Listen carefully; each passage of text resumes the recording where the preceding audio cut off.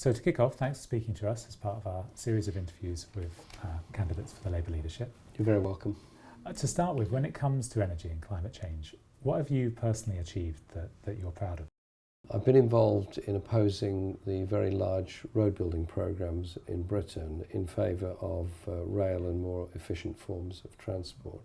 And in Parliament specifically, I've supported measures to improve energy efficiency, particularly improve house insulation, and look at the problems of energy poverty that many families in Britain face. You've talked about potentially creating a sort of national utility.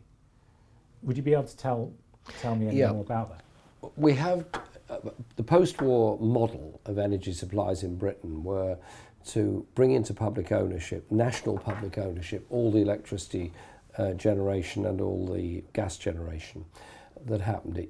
These were then privatised in the 1980s under Margaret Thatcher's government, and since then we've had a rather strange kind of energy market. I think you have to set yourselves a number of objectives. One is very, very high standards of insulation in all properties. Secondly is very high exacting energy standards on all things that use electricity, be they cars, electrical appliances or anything else. Thirdly is looking at the question of how you generate that electricity. I'm in favour of the highest possible use of PVs to generate electricity, but I find it rather sad when I see farmland being taken over to be given into solar energy generation, thus using crop space or grazing space, while nearby there's acres and acres of roofs on warehouses and other things which are not being used for generation. And so every new building should essentially be covered in PV cells. So it's a question of funding that through a national investment strategy, through the Green Energy Bank. Are you also nationalising the national grid or Yes. British Gas? I would want the public ownership of the gas and the national grid, absolutely.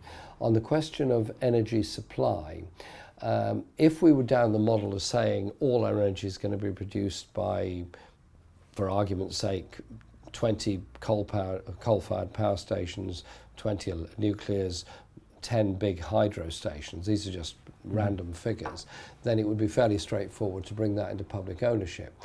If you're generating electricity from 100,000 homes on PVs on the roof, or from relatively small forms, which is what I want, then it's simply not credible or possible to make that into a mass public corporation. We also want to encourage municipal and cooperative developments of energy. Essentially, the more locally you generate electricity, the more efficient it is. Okay, so you have a decentralised model, a national grid. How about the big six, the suppliers? Would people still be buying their?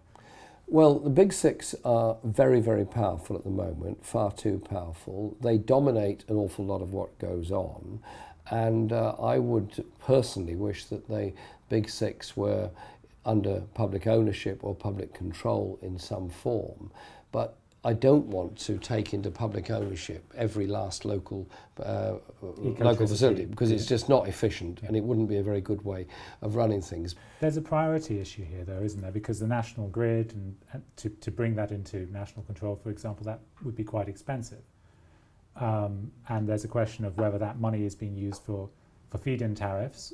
It seems to me that having the fundamentals of the national grid and future energy supplies and security of energy supplies in public ownership is a good thing. Does it cost? Yes. Is there a return? Yes, because quite clearly any profits made then go to the public rather than to shareholders elsewhere. And we can also have a much better planning for the future. I wanted to move on to bills, and then various think tanks have estimated that this is a fairly regressive way of raising money, that most of it goes to, it hits the poor harder than it hits the rich.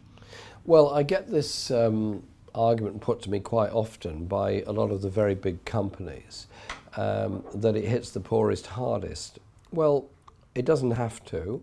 It depends how the pricing mechanism works.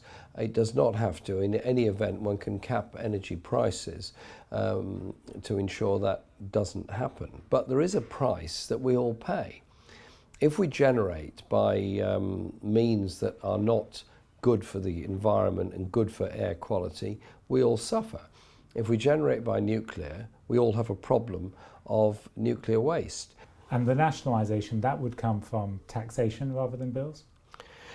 Well, if you nationalise something, you bring it into public ownership. You can either do it by majority shareholding, you can do it by increased share sales, which are then bought by the public, by the government, in order to give a controlling interest in it. There's a number of ways you can do it. I'm not looking at throwing money away, but I am looking at the question of public control and how it's achieved. That is the important thing. Okay. I think on the bills issue, what you're saying is that you would leave clean energy funded through bills. You wouldn't move it to taxation, as some have suggested, because it would be more progressive. Well, I think you try and fund it through the bills if you can, but obviously you don't want to make people's energy supplies unaffordable, because obviously then it's counterproductive. You're actually making people colder and more vulnerable in their own homes. I wanted to ask about oil and gas extraction actually in this country. Would you, in the longer term, oppose offshore drilling in the North Sea, for example, or coal mines in Wales, or how far would you go in that respect?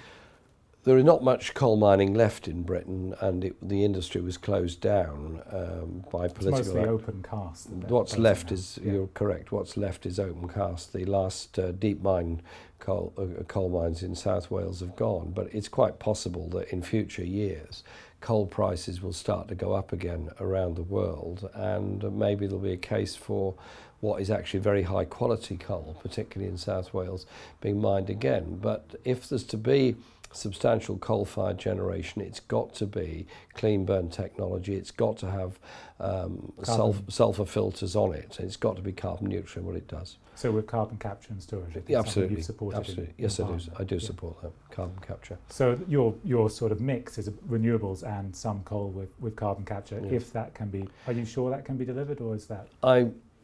I've looked at it, I've discussed it, I've heard about it. It's complicated. At one level it looks very expensive, but the advantages also look quite attractive. But the principle has to be that we're protective of our environment, guaranteeing affordable energy supplies for everybody, and we're not ripped off by big companies.